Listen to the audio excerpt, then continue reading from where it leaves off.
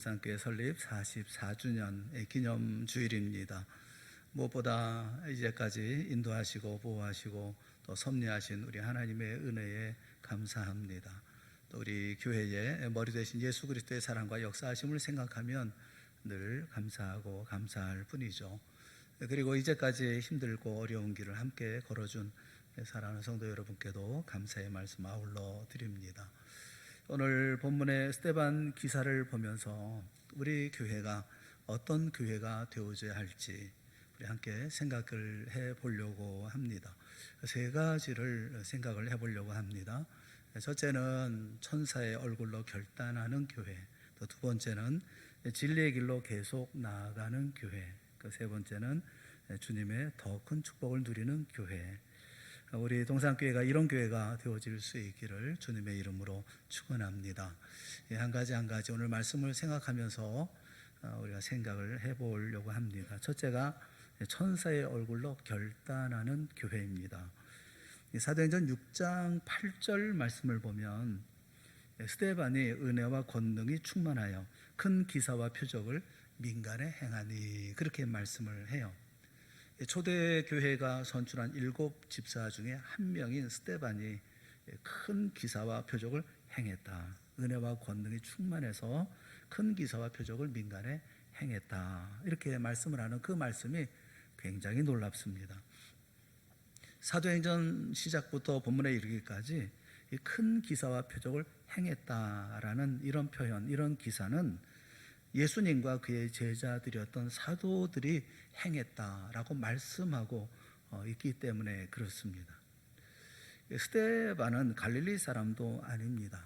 또 예루살렘 초대 교회가 시작되면서 주님을 영접했던, 어떻게 얘기하면 초신자죠. 그런데 사도들에게 나타난 기사와 표적이 놀랍게도 신앙 경력이라고도 얘기할 수 없는 스데반에게도 동일하게 나타났다는 것입니다. 이 말씀은 누구든지 예수 그리스도의 참된 디아코노스, 집사라고도 부르고 일꾼이라고도 하고 종이라고도 하죠.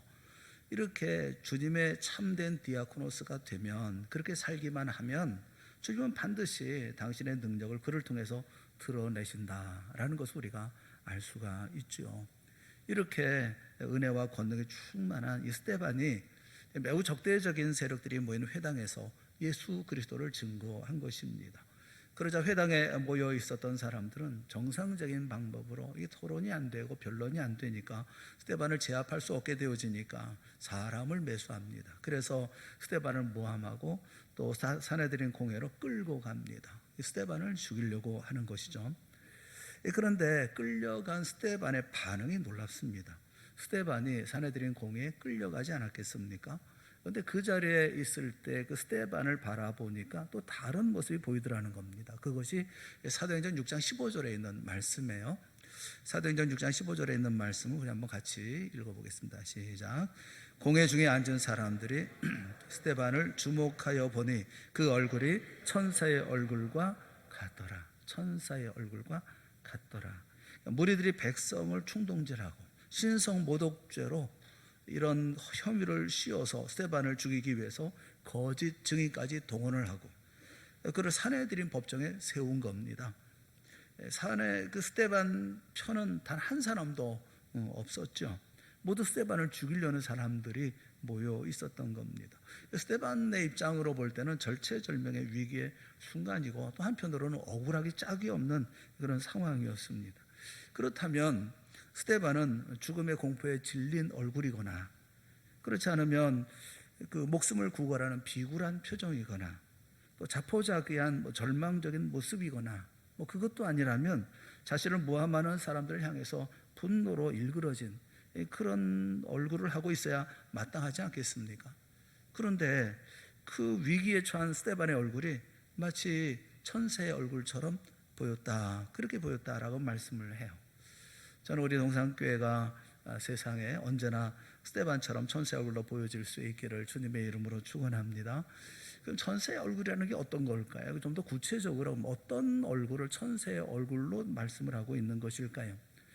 한 두 가지를 생각을 해보고 싶어요. 첫째는 우리가 생각하는 것처럼 환하고 밝고 사랑 넘치는 정말 인자하고 또 그래서 천사처럼 보여지는 그런 얼굴이었을 거다 하는 생각도 해봅니다. 사도행전 7장 2절에 보면 스데반이 이제 말씀을 전합니다. 그들을 향해서 자기를 죽이려고 하는 사람들을 앞에 놓고 말씀을 전합니다. 근데 어떻게 시작하느냐 하면 여러분 부형들이여 들으소서 이렇게 말을 시작을 해요. 여기 부형들이여 라는 말을 원문으로 보면 안드레스, 아델포이, 카이, 파테레스, 아고우 사테라는 말입니다. 이것은 사람들, 형제들, 그리고 아버지들이여 들으소서 그런 말이에요. 아버지들은 그 아버지들과 어머니들, 그러니까 부모들을 다 뜻하는 그런 말이죠. 형제들이라고 하는 것은 형제 자매들, 그리고 사람들은 그 자식들을 의미합니다. 그러니까 지금 자기 앞에는 유대인들을 자기를 쳐 죽이려고 하고 자신을 죽이려고 하는 그런 사람들이지만 스데반에게는 그들 모두가 다 자신의 부모이고 형제이고 자식들로 이렇게 보면서 얘기를 하고 있었다라는 거예요. 스데반의 지금의 마음이 어떤 마음이냐 하면 진심으로 그들을 사랑하고 내 가족처럼 이렇게 대하면서 말씀을 전하는데 정말 안타깝고 간절한 눈물로 예수 그리스도를 전하고 있었다는 겁니다. 그러니 그 얼굴이 천사 얼굴처럼 보여진 것이 아닐까 싶어요. 세상 모든 사람들이 볼 수 있었던 천사의 얼굴이라고 하는 것은 구원받은 백성의 얼굴인 것이죠. 성령과 지혜가 충만하고 은혜와 진리와 권능이 충만해서 세상 두려울 것 없는 얼굴, 또 예수님의 십자가와 예수의 생명으로 가득한 그런 얼굴, 구원과 생명 속의 소망으로 빛나는 얼굴, 조롱하고 비난하는 사람들 속에 진리편에 서서 당당한 모습으로 그들을 바라보고 있는 그런 얼굴, 내게 이런 사명을 맡겨주신 주님께 감사하고 다른 사람이 아니라 내가 예수 그리스도의 복음의 기쁜 소식을 저들에게 전하게 되었다는 사실에 감사하며 찬양하는 모습으로 서서 말씀을 전하는 그의 얼굴, 이것이 바로 천사의 얼굴처럼 보여졌다라는 것이겠죠.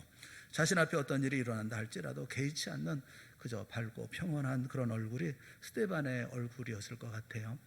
저는 우리 모든 동산의 얼굴이 이와 같기를 주님의 이름으로 축원합니다. 이런 천사의 얼굴로 이 땅의 삶을 살았으면 좋겠어요. 그런데 또 한 가지 천사의 얼굴을 이런 모습으로만 말고 어떤 천사의 얼굴을 다른 모습으로 표현할 수도 있을 것 같아요. 그것은 바로 결연한 얼굴일 것입니다. 흔히 천사의 얼굴 하면 우리가 상상하는 천사라든지 성화 속의 천사처럼 해맑고 아름답기만 한 그런 얼굴만은 아니었을 거라고 생각합니다. 성경에는 하나님의 사자로 등장하는 천사는 항상 밝고 좋은 소식만 담당한 것은 아니에요. 하나님이 무엇을 명하시든지 반드시 수행하겠다고 하는 결연한 얼굴을 가지고 세상을 향해서 나아갔던 천사들이 있죠. 모든 사람이 거짓 모함으로 자신을 죽이려는 절체절명의 위기 속에서도 예수 그리스도의 복음, 예수가 그리스도시라는 진리를 지켜내고야 말겠다는 스데반의 결연한 그런 표정이 천사의 얼굴로 그렇게 보였을 것입니다. 세상 사람 얼굴 같지 않은 다른 얼굴로 이렇게 보이지 않았겠어요? 저는 우리 동산교회도 이처럼 주님의 명령에 결단하고 또 충성하는 천사의 얼굴의 교회가 되어질 수 있기를 바라는 겁니다. 이런 얼굴은 성경에 쉽게 만납니다. 하나님의 명령에 순종하기 위해서 고향과 친척과 아버지의 집을 떠나 가나안을 향해 떠나는 아브라함의 얼굴이 천사의 얼굴 같지 않았겠습니까? 하나님의 명령을 따라서 당시 세계 초강대국이었던 애굽의 바로와 단신으로 맞섰을 때 그 모세의 결연한 얼굴이 천사와 같지 않았겠습니까? 처녀 마리아가 처녀의 몸으로 죽음을 무릅쓰고 아기 예수를 잉태할 때 그녀의 결연한 얼굴이 천사의 얼굴 같지 않았을까요? 역사 속에서도 그렇죠. 마틴 루터가 거대한 권력 집단인 부패한 로마 가톨릭을 대항해서 종교개혁의 기치를 결연하게 들었을 때 그의 얼굴이 천사 같지 않았을까요? 주기철 목사님이 신사참배를 강요받고 온갖 회의와 협박을 당했을 때도 그 모든 걸 거부하고 결연하게 순교로 신앙의 정절을 지킬 때 그의 얼굴이 천사의 얼굴 같지 않았을까요? 온 힘을 다해서 진리를 결연하게 지켜내려는 얼굴보다 더 아름답고 눈부신 얼굴은 없죠. 우리 동산교회가 우리 주님 보시기에 결단하고 변함없이 충성하는 이런 천사의 얼굴이 되어질 수 있기를 주님의 이름으로 축원합니다. 스데반의 얼굴이 천사의 얼굴과 같았다고 말하면, 뒤집어 말하면 그곳에 있었던 스데반을 제외한 다른 사람의 얼굴은 무슨 얼굴 같았겠습니까? 마귀의 얼굴과 같았다, 그런 말이 아니겠어요? 자기 이익만을 추구하는 사람들의 얼굴, 또 자기의 세력을 구축하려고 음모와 흉계를 마다하지 않는 얼굴, 다른 사람을 넘어뜨리고 짓밟고 그래서 자기가 높아지려고 하는 그런 얼굴, 모두가 다 마귀의 얼굴과 흡사하지 않겠습니까? 성경을 보면 아주 재미있는 그런 부분이 있어요. 여기 마테니조라는 말이 있습니다. 사람들이 스데반을 주목해서 봅니다. 그러자 그들이 무엇을 보냐 하면 천사의 얼굴을 봅니다. 그런데 사도행전 7장 55절에 보면 스데반이 주목합니다. 어디를 주목합니까? 하늘을 주목합니다. 여기 사람을 주목하는, 사람들이 스데반을 주목할 때에 이 주목이라는 마테니조라는 이런 단어와 스데반이 하늘을 주목한다고 할 때 그 주목한다는 마테니조라는 단어와 같은 단어예요. 그 스데반은 하늘을 주목해, 우러러 주목해 봤을 때 무엇을 봅니까? 하나님의 영광을 봅니다. 하나님 편에서 계신 예수 그리스도를 봅니다. 무엇을 주목하느냐에 따라서 천사의 얼굴이 되고, 무엇을 주목하느냐에 따라서 마귀의 얼굴이 되는 것이 아니겠어요? 사랑하는 여러분, 여러분들은 무엇을 주목하며 삶을 살고 계십니까? 우리 동산교회가 천사의 얼굴을 갖기를 주님의 이름으로 축원합니다. 동산교회 설립 44주년을 맞아서 결단해야죠. 비록 마귀의 얼굴들 속에 있다 하더라도 하나님의 뜻에 순종하기 위해서 결연히 십자가로 향하시던 예수 그리스도의 얼굴, 그 얼굴을 우리가 지녀야 되지 않겠어요? 진리를 짓밟는 세상의 불의에 맞서서 가정과 교회와 세상 속에서 결연히 진리를 지켜내려고 하는 이 시대에서다만 오직 하늘을 우러러 바라보는 스데반이 되어질 수 있기를 주님의 이름으로 축원합니다. 44주년 우리 설립 기념 주일을 맞아서 우리 교회의 미래를 생각하면서 우리 자신들의 모습을 생각하면서 우리는 천사의 얼굴, 우리가 주목해야 할 것은 사람도 아니고 세상도 아니고 오늘 하나님을 바라보고 하나님의 영광, 그리고 하나님 편에 서 계신 예수 그리스도를 바라보는 주목하는 우리가 되어질 때 우리는 천사의 얼굴로 이 땅의 삶을 살게 되어질 줄로 믿습니다. 천사의 얼굴로 결단하는 우리 동산교회가 되어질 수 있기를 주님의 이름으로 축원합니다. 두 번째는 진리의 길로 계속 나아가는 교회입니다. 스데반은 유대인 십자가에 못 박아 죽인 예수님께서 부활하셨고, 또 그분이 인간을 구원하기 위해 이 땅에 오신 구세주이심을 전파했습니다. 그러자 예수님을 신성 모독으로 죽였던 유대인들이 가만히 있지 않았죠. 그들은 거짓 증인을 내세우면서까지 스데반을 죽여 없애기 위해서 예수님에게 사형 선고를 내렸던 사내들인 법정에 스데반을 고발했던 겁니다. 고발의 이유는 이런 거예요. 사도행전 6장 13절 14절 말씀을 보면 거짓 증인 둘을 세우니 이르되 이 사람이 이 거룩한 곳과 율법을 거슬러 말하기를 마지 아니하는도다. 그의 말에 이 나사렛 예수가 이곳을 헐고 또 모세가 우리에게 전하여 준 규례를 고치겠다 하면 우리가 들었노라 하거늘. 그러니까 이 거룩한 곳, 이곳을 헐고, 이곳은 예루살렘 성전을 말하고 있죠. 유대인의 고발 내용은 스데반이 예루살렘 성전과 율법을 모독했다라는 것입니다. 유대인들은 하나님이 예루살렘 성전 안에만 계시는 것으로 믿어왔어요. 그래서 성전을 헐려고 했다는 것만으로도 모두 죽여 마땅한 신성 모독범이라고 여겼습니다. 그러자 스데반은 그들의 잘못된 성전관을 질타합니다.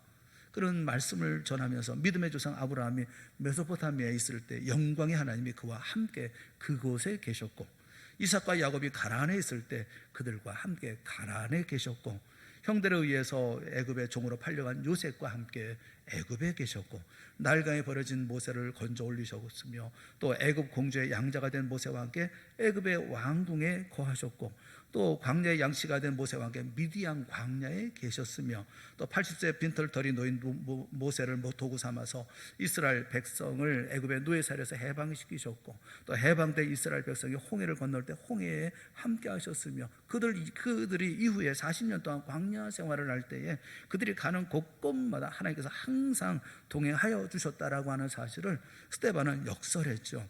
하나님은 특정 공간에 갇혀 계시는 분이 아니라 시간과 공간을 초월하는 무소부지하신 분이심을 그들의 조상이 걸어왔던 역사를 통해서 입증하고, 그들이 전혀 잘못되었다는 사실을 아주 강하게 질책을 합니다. 스데반의 증언은 거침이 없고 아주 무섭기까지 합니다. 그래서 51절 사도행전 7장 51절 52절 말씀해 보면 목이 곧고 마음과 귀에 할례를 받지 못한 사람들아, 너희도 너희 조상과 같이 항상 성령을 거스르는도다. 너희 조상들이 선지자들 중에 누구를 박해하지 아니하였느냐?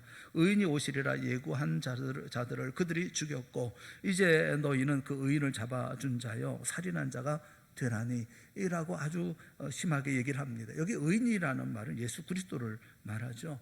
유대인들의 잘못을 지적하는 선지자들을 배척하고 예수님이 이 땅에 오시라고 예언했던 선지자들을 아예 죽여버리기도 했다는 겁니다. 그것도 모자라서 지금 이제 스데반을 고발하고 죽이려고 하고 있다는 거죠.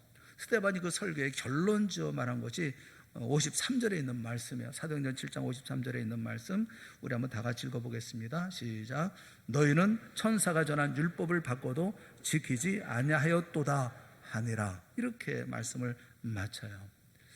자, 이들이 이 말을 듣고 어떤 반응을 보였을까요? 54절에 그들의 반응이 나옵니다. 54절에 보면 그들이 이 말을 듣고 어떻게 했어요? 마음이 찔려 그를 향하여 이를 갈거늘. 여러분, 여기 그 마음이 찔렸다라는 말은 무슨 잘못을 깨닫고 양심의 가책을 받았다, 그런 말이 아닙니다. 여기 마음이 찔렸다는 디아프리오라는 이 말은 마음이 온통 분노로 이글이글거렸다라는 거예요. 마음이 견딜 수가 없는 거죠. 화가 나서 견딜 수가 없는 거예요. 마음이 이글이글거렸다는 겁니다. 이를 간다라는 브리코라는 말은 물어뜯는다는 말인데, 이것은 사람에게 사용하는 단어가 아닙니다. 짐승에게 사용하는 단어인 거예요. 스데반의 말에 이 사람들은 분노에 가득 차가죠. 속에서부터 화가 나서 이거 견딜 수가 없고 이를 갈며 으르렁거렸다는 겁니다. 그래서 사도행전 7장 57절에 보면 그들이 큰 소리를 지르며 귀를 막고 일제히 그에게 달려들어, 이렇게 말씀을 해요. 저는 이 말씀을 보면서 그들이라는 말, 그 다음에 그에게라는 말씀이 가슴이 아파요. 왜냐하면 그들은 복수입니다. 그에게는 단수입니다. 복수가 단수에게 이렇게 하는 거죠. 수많은 사람이 한 사람을 향해 달려듭니다. 수많은 사람이 아닙니다. 수많은 짐승이 한 사람을 향해 달려들고 있는 거죠. 속이 분노로 끓고 당장 죽이고 싶은 그런 분노하는 마음, 화가 나는 마음, 그 마음을 가지고 이를 갈면서 으르렁거리면서 한 사람 스데반을 향해서 달려들고 있는 거죠. 이거는 최악의 상황이죠. 지금 스데반은 사람을 대하고 있는 게 아닙니다. 짐승들을 대하고 있는 겁니다. 결국 그들은 스데반을 성 밖으로 내치고 돌로 쳤어요. 그렇다면 여러분, 스데반은 이런 일이 벌어질 줄 몰랐을까요? 이렇게 말하고 이렇게 저들의 잘못을 지적하고 그랬을 때 이런 일이 벌어질 줄 몰랐을까요? 이 말씀을 전하면서 걱정되지 않았을까요? 무섭지 않았을까요? 두렵지 않았을까요? 혹시 후회를 도모하고 조금 후퇴할 수도 있지 않았을까요? 젊은 스데반이었는데 다음에도 기회가 있지 않을까요? 스데반의 주님을 향한 그 사역은 시작하자마자 금방 끝나버리는 것처럼 잠깐 불타오르는 불꽃 같아서 아쉽기만 합니다. 이렇게 해야, 이렇게 사역이 진행되어야 했을까? 스데반은 이렇게 해야만 했을까 하는 아쉬움이 많이 있죠. 그 외국 여행을 하면서 호텔에 가면 제일 먼저 방문 안쪽에 부착되어져 있는 이 비상시의 주의 사항이라는 그 글들을 보게 되어집니다. 그 비상시에 주의해야 되는 것이 세 가지가 있어요. 첫째가 뭐냐면 do not use lift, 그러니까 엘리베이터를 사용하지 말라. 비상시에는 엘리베이터를 쓰지 말라는 겁니다. 그리고 두 번째 그 밑에는 walk, don't run, 걸으라는 겁니다. 뛰지 말고 걸으라. 위급시에는 걸으라는 거예요. 세 번째가 do not go back, 그러니까 절대로 돌아가지 말라. 절대로 돌아가지 말라. 화재가 발생했을 경우에 비상구를 찾아서 대피하던 투숙객들 중에 누가 다시 자기 방으로 되돌아가겠습니까? 그런데 그냥 경황이 없이 금방 이렇게 피하다가 귀중한 것을 방에 두고 왔다는 것이 생각나는 사람은 망설이지 않겠어요? 이거 가야 되나? 다시 가서 가져와야 되나? 근데 그럴 때 절대로 돌아가지 말라는 겁니다. 방으로 되돌아가서는 안 된다는 거예요. 화재는 무서운 재앙이죠. 화염 자체의 무서움은 말할 것도 없지만 화재 현장에서 발생하는 유독가스는 불과 1초, 2초 사이에 사람의 생사를 엇갈리게 할 수가 있습니다. 이 방으로 되돌아가지 않으면 살 수 있었던 사람이 되돌아갔기 때문에 참변을 당하는 일도 수없이 많죠. 그래서 화재 발생 시에는 비상구로 빨리 대피할 것이지 절대로 방으로 되돌아가지 말라라는 겁니다. 방에 두고 온 귀중품이 아무리 값비싼 것이 있고 아무리 중요한 것이 있다 하더라도 그보다는 생명이 더 귀중하다는 거죠. 0.1초 사이에 생사가 엇갈리는 비상 상황에서 생명 이외에 대체 무엇이 더 귀중한 것이겠어요? 여러분, 위기의 순간에 육체의 생명을 지키기 위해서도 되돌아가서는 안 된다는 것이 철칙이라고 하면 하물며 영원한 생명을 얻고 지키기 위해서야 투말할 필요가 없지 않습니까? 여러분, 믿음은 되돌아가는 게 아니에요. 믿음은 자기를 넘어서 오직 예수 그리스도를 향해서 앞만 보고 나아가는 겁니다. 유한한 인간에게는 영원한 생명보다 더 귀한 것이 없고, 인간을 창조하신 하나님의 영원한 생명은 인간의 죄값을 대신 치르신 예수 그리스도를 통해서만 주어지는 것이기에 예수 그리스도만이 영원한 생명을 향한 비상구인 것입니다. 위기 때 절대로 비상구를 향해서 나아가는 그 발걸음을 되돌아가서 안 된다는 거예요. 계속 앞을 향해서 나아가야 한다는 겁니다. 그때나 지금이나 세상은 늘 같아요. 결정적인 순간에 타협 없이 주님만 바라보고 나아가는 사람은 언제나 소수입니다. 절대 다수는 주님을 믿는다고 하면서도 결정적인 순간에 주님을 외면하고 자기의 유익으로 돌아가 버리고 맙니다. 주님을 믿기는 하지만 영원한 생명보다 세상의 것이 더 귀하기 때문에 그런 거죠. 그래서 주님만 바라보고 나아가는 소수가 불이익을 당하기도 하고 시대에 뒤떨어진 사람으로 치부되기도 합니다.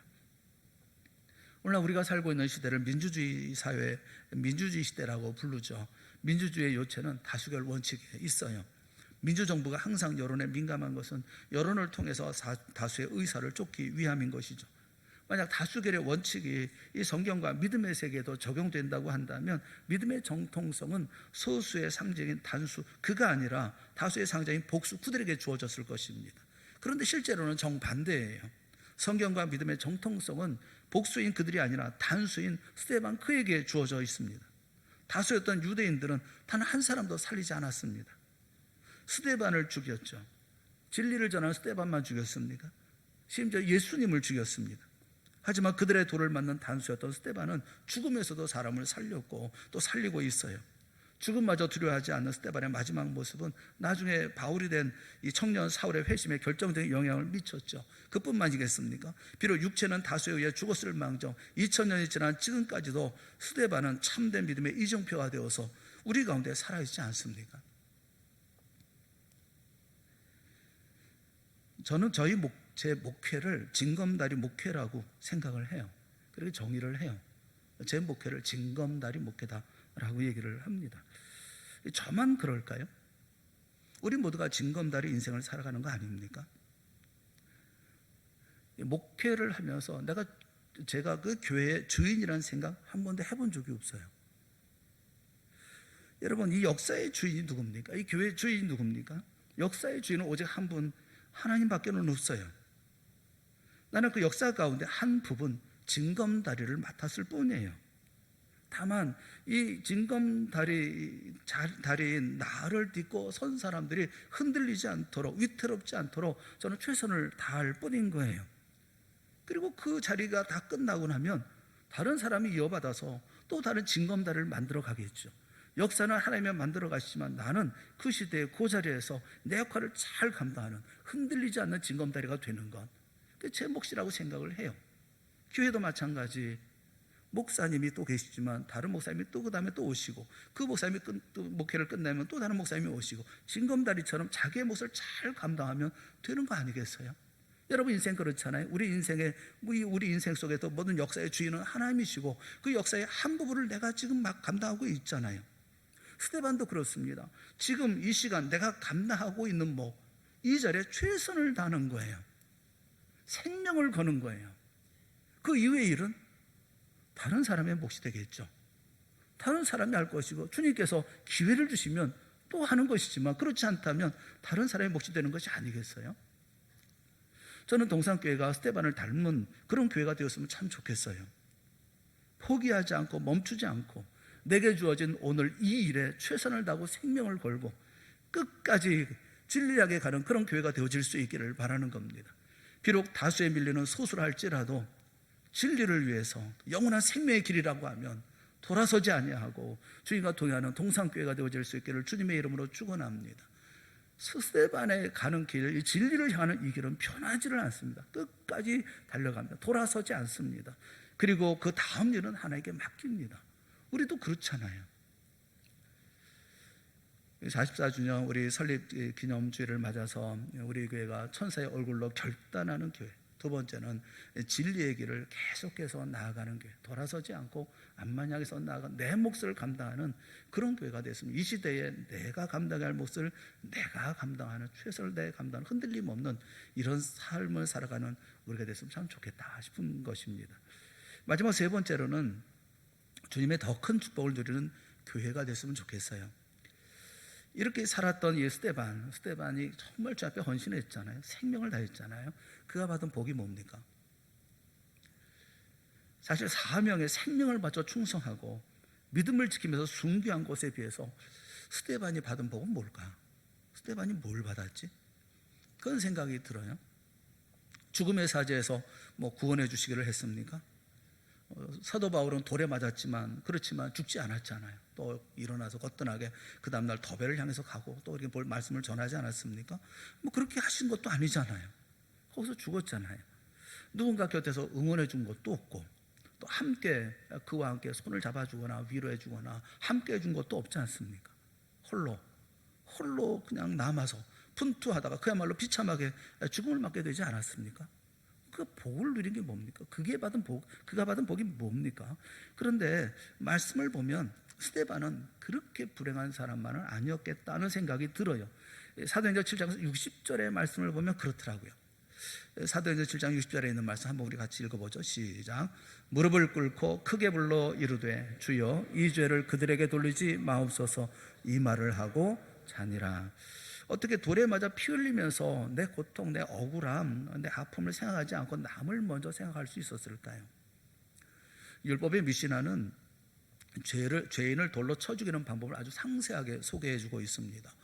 먼저 첫 번째 증인이 왼손으로 죄인의 뒷머리를 잡습니다. 그리고 오른손으로 돌을 들고 죄인의 머리를 돌로 쳐서 쓰러뜨립니다. 두 번째 증인은 이제 쓰러진 그 죄인의 가슴을 돌로 칩니다.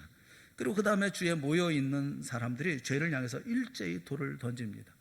결국 죄인은 날아오는 돌세례 앞에서 피투성이가 돼서 처참하게 죽고 마는 거죠. 여러분, 스데반은 자신을 돌로 치기 전에 그 증인들이 자신의 겉옷을 벗어서 사울이라는 청년의 발 앞에 두는 것을 보았을 거예요. 그리고 첫 번째 증인이 자기의 뒷머리를 잡고 돌로 자기의 머리를 쳐서 쓰러뜨리는 그 첫 번째 증인의 얼굴을 보았을 겁니다.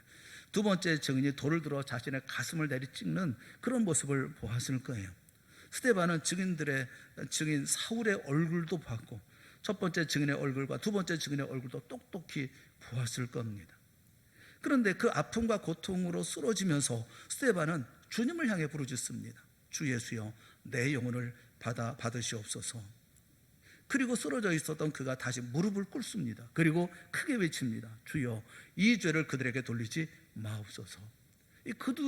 그들은 손에 돌을 든 사람들만이 아니라 자신을 돌로 친 첫 번째 증인과 두 번째 증인도 다 포함되어져 있었을 거예요. 이때 천사의 얼굴이었던 스데반의 얼굴이 크게 일그러져서 고통 중에 그렇게 외쳤을까요? 그러지 않았을 것 같아요. 그의 얼굴은 한없이 편안했을 것 같습니다. 그의 얼굴은 소망이 넘쳤을 것 같습니다. 어쩌면 아마도 기쁨이 넘쳤을지도 몰라요. 왜 그랬을까요? 사도행전 7장 55절 56절이 그 원인일 것 같습니다. 우리 사도행전 7장 55절 56절에 있는 말씀 같이 읽어봅시다. 시작. 스데반이 성령 충만하여 하늘을 우러러 주목하여 하나님의 영광과 및 예수께서 하나님 우편에 서신 것을 보고 말하되 하늘이 열리고 인자가 하나님 우편에 서신 것을 보노라 한대. 사랑하는 여러분, 스데반은 남들의 손에 의해서 비참하게 생명을 잃게 되는 바로 그 순간, 숨조차 쉴 수 없는 그 무섭고 두려운 순간 주님의 가장 뜨거운 사랑을 경험합니다. 성령께서 그에게 충만히 거해 주십니다. 그의 영의 눈이 열립니다. 하늘을 우러러 주목하자 하나님의 그 크신 영광이 보입니다. 그리고 그토록 사랑하는 예수님, 주님이 하나님 우편에 서신 것이 보입니다. 아마도 주님은 두 팔을 벌리시고 어서 오너라 환하게 웃으시면서 고생 많았다, 수고 많았다 말씀하시는 주님의 음성을 들었을지도 몰라요.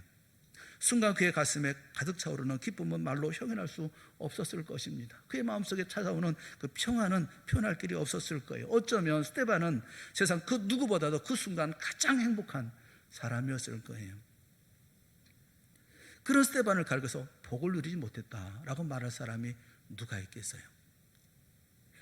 목회를 하면서 말씀을 보고 말씀을 전하고 합니다만 또 성도들을 보면서 체득했던 그 하나님의 축복의 법칙이 있어요. 저 나름의 하나님께서 이렇게 우리에게 복을 주시는구나. 저 나름대로 이름을 붙여봤어요.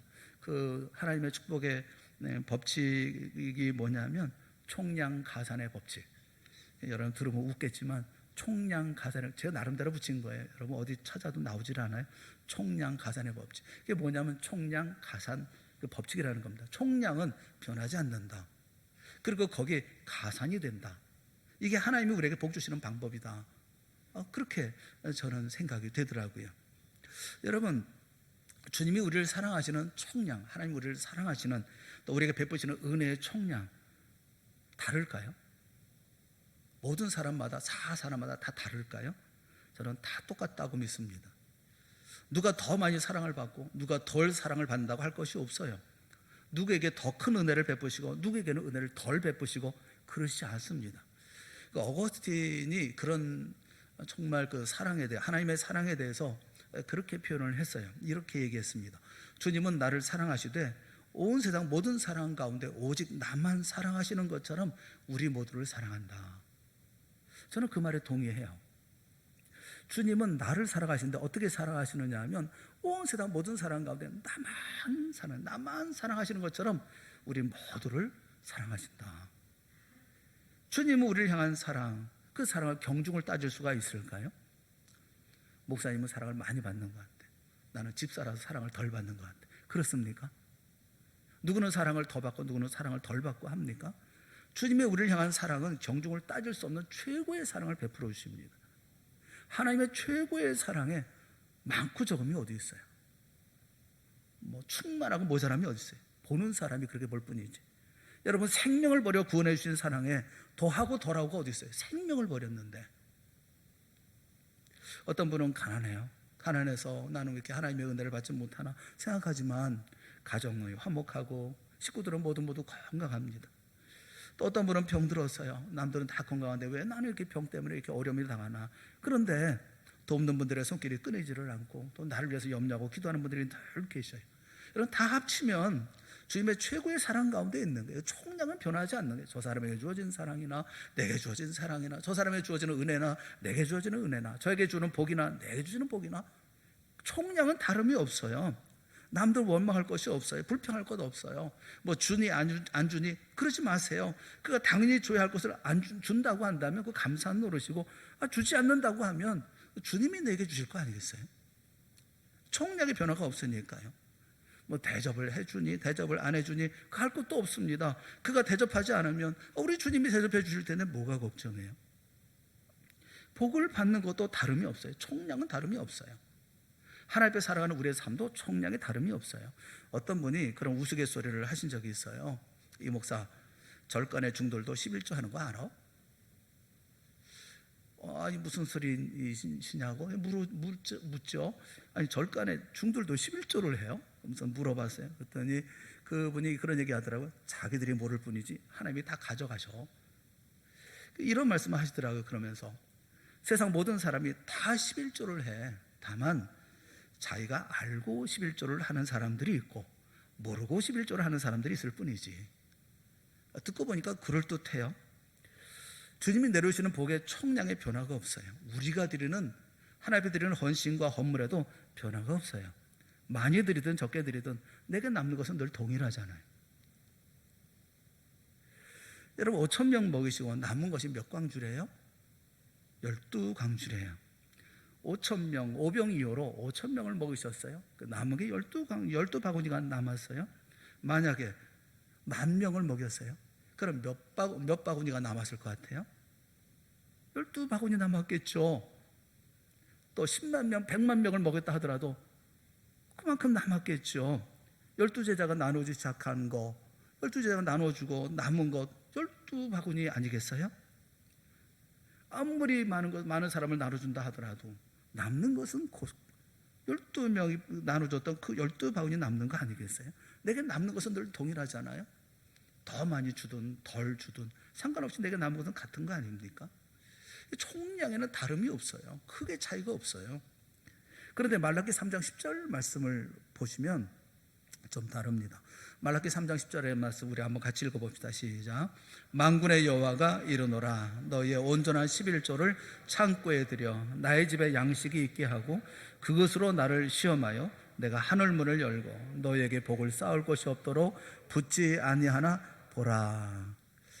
총량에는 변화가 없어요. 그런데 힘을 다해서 온전한 11조를 드리면 그 총량에 더해 주신다. 그렇게 약속을 해요. 너에게 복을 쌓을 것이 없도록, 정해진 만큼이 아니라 그것이 넘치도록 부어주신다. 품지 아니하나 보라. 그 넘치게 주신다는 거예요. 총량에 더 많은 것을 주신다는 거예요. 그래서 저는 하나님의 축복의 법칙이 총량 가산의 법칙, 우리가 최선을 다하면 더해 주시는 하나님의 복이 있구나, 그런 생각이 들어요. 사랑하는 여러분, 우리가 하나님 앞에 작은 삶을 살고 그래서 우리가 숨기기도 하고 안 하기도 하고 그렇긴 하지만 여러분, 그래서 소용이 없어요. 하나님 가져가실 건 다 가져가시고 할 텐데, 우리가 하나님 앞에 기쁜 마음으로 드리고 또 우리가 헌신하고 살아갈 때 하나님께서 더 많은 것을 주신다고 약속하고 있는 약속의 말씀을 믿고 우리가 삶을 살아야 되지 않겠어요? 목회하면서 저는 그래서 무슨 욕심이 없어요. 누가 해주는지 안 해주는지 서운함이 없어요. 서운하지가 않아요. 왜냐하면 그분이 안 하면 하나님이 주시니까. 그분이 주시면 감사하고 그런 거 아니에요? 교회가 하면 감사하고 안 하면 주님이 주실 것이고 뭐가 문제가 있어요? 저는 우리 동산교회가 더 많이 드리는 교회가 됐으면 좋겠어요. 더 많이 헌신하고 더 많이 충성하고 더 많이 섬기고 더 많이 땀과 눈물을 흘리는 교회가 되어졌으면 좋겠어요. 그래서 우리가 받게 될 복보다 더 많은 복을 누리는 우리 동산교회가 되어질 수 있기를 주님의 이름으로 축원합니다. 오늘 우리 동산교회 설립 44주년이 되는 날입니다. 지난 44년 동안 우리 주님의 보호하심과 도우심과 붙드심으로 여기까지 왔어요. 이것을 어떻게 필설로 말할 수가 있겠어요? 우리가 말할 수가 없어요. 우리 다 넘어져 쓰러져서 이제 다 끝났다 생각했을 때 하나님께서 순식간에 길을 열어주시고 우리를 일으켜 세우시는 그 역사들을 우리가 얼마나 많이 경험했어요. 앞으로도 이런 주님의 도우심과 이런 사랑과 역사하심은 변함이 없을 것이라고 믿습니다. 다만 우리 스스로 결단해서 또 아름다운 교회, 더 능력 있는 교회, 주의 마음에 기쁨을 드리는 교회가 되어지기 위해서 노력을 해야 되지 않겠습니까? 그런 교회가 되어질 수 있기를 바라는 겁니다. 천사의 얼굴로 결단하는 교회, 스데반의 모습을 보면서 천사의 얼굴로 결단하는 교회, 또 진리의 길로 계속 나아가는 교회, 또 주님의 더 큰 축복을 누리는 그런 교회, 우리 동산교회가 이런 교회가 되어질 수 있기를 주님의 이름으로 축원합니다. 함께 기도하겠습니다. 사랑하는 하나님 아버지, 44주년 주님께서 베푸신 놀라운 은혜의 역사의 길의 현장에서 우리가 주님을 바라보고 감사하며 기뻐하며 예배를 드립니다. 그리고 우리의 마음을 다시 한번 새롭게 결단합니다. 스데반 집사님 한 인생 짧게 살다 갔지만 최선을 다한 그의 인생을 보면서 우리가 교훈을 얻고 우리 교회도 이와 같은 교회가 되어지기를 원하여 간절한 마음으로 말씀을 대하며 우리가 주 앞에 머리 숙여 기도합니다. 주여, 우리 동산교회도 스데반 집사님과 같은 아름답고 귀한, 그리고 하나님의 놀라운 넘치는 복을 누리는 복된 교회가 되게 하여 주시옵소서. 주님 기뻐하시는 교회 되게 하여 주시옵시고 44년만이 아니라 주님 오시는 그날까지 건재하며 건강하며 든든하며 날마다 부흥하고 성장하는 복된 교회가 되어질 수 있도록 큰 복 내려 주시옵소서. 예수님의 이름으로 간절히 기도드리옵나이다. 아멘. 우리 자리에서 일어나셔서 351장 찬송하겠습니다.